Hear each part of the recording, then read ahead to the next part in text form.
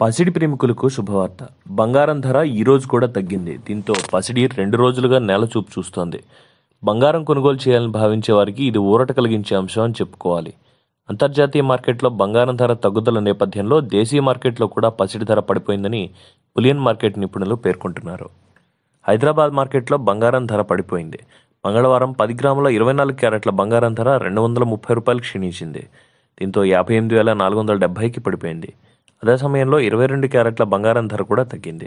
10 గ్రాముల బంగారం ధర 230 క్షీణతతో 53,580కు దిగొచ్చింది.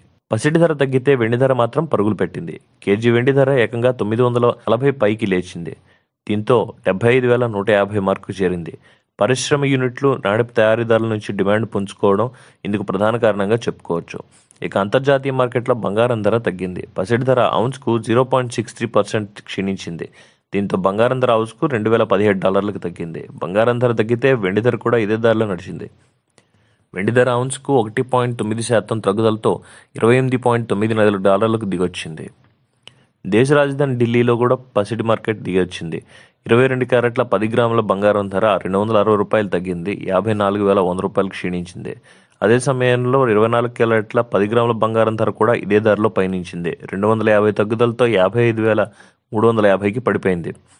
ఇక కేజీ వెండి ధర మాత్రం 940 పెరుగుదలతో ₹75,150కి చేరుకుంది.